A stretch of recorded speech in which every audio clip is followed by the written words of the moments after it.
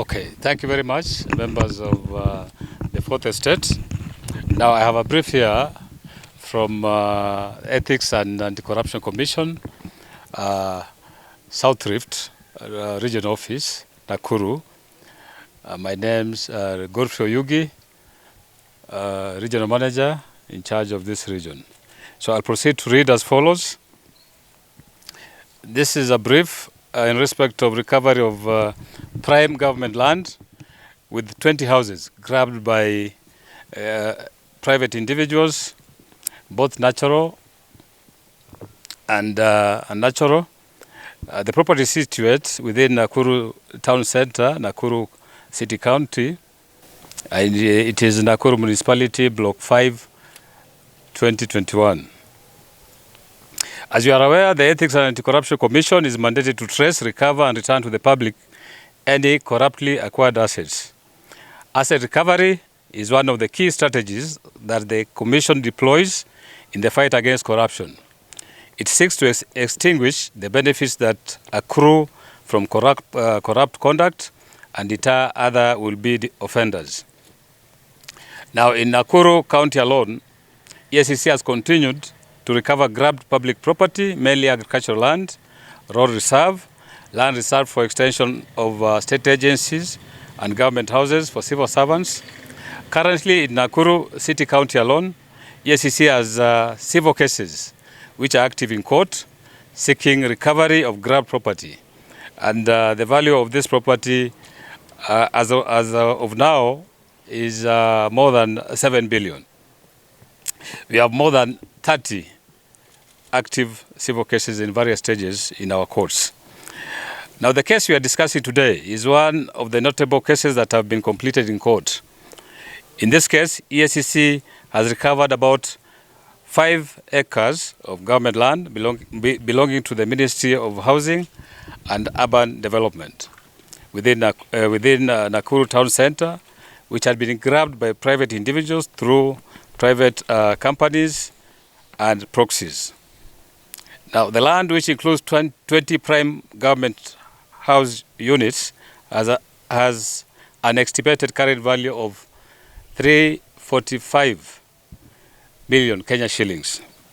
Now, this house extends from that end to that farthest end. We'll be taking you through once we are through with this speech.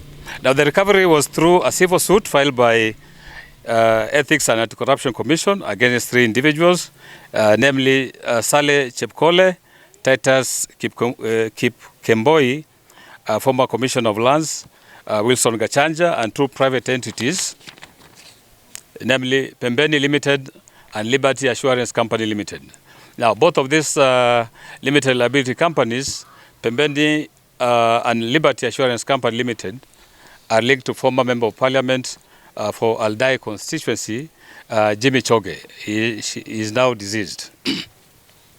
The land was fraudulently allocated by former Commissioner of Lands, Wilson Gachanja, to 2 individuals, namely Sale Chepkole and Titus Kipkemboi, who subsequently transferred to private companies, namely Pembeni and Liberty Assurance Company.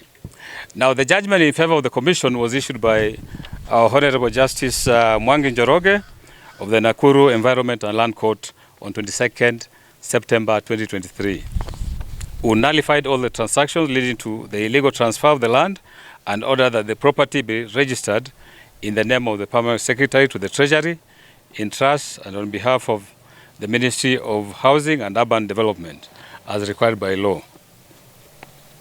In the judgment, the court upheld the Commission's submissions that at the time of allocation, the land was government property and as such was not available for allocation in any manner whatsoever to the defendants or any other person, and therefore all the transactions were declared to be fraudulent, illegal, null and void, and conferred no interest or right in or over the sued property to the registered owners. Now, the Commission is currently pursuing the rectification of the Nakuru Land Register by the registrar to have new title issued in the name of the government, as ordered by the court. Once ready, EACC will hand over the title to the government.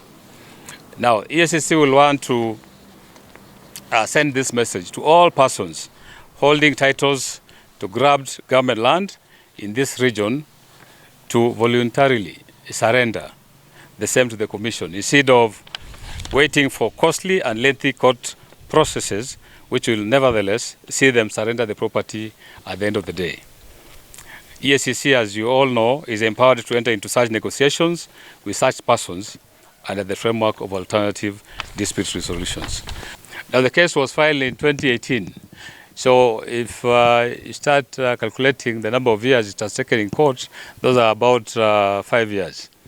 I don't have the names with me now, but obviously there are public officers who have been sued as well. What is the current status of the houses? Are they occupied and maybe by who? These houses are occupied by basically civil servants, employees of the government. It will take a while, but the occupants of the houses, as we speak, are government employees and they are lawfully occupying those houses.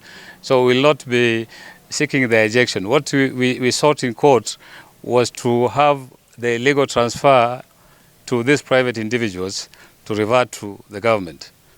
So that has been achieved through the courts. And what remains is now to cancel all those illegal transfers and have title reissued to the government. Interestingly, no monies were paid to these individuals. The occupants, who are civil servants, they pay rent to the government. As a representative of the Commission, I would just like to encourage all public officers in dealing with land matters to follow the law.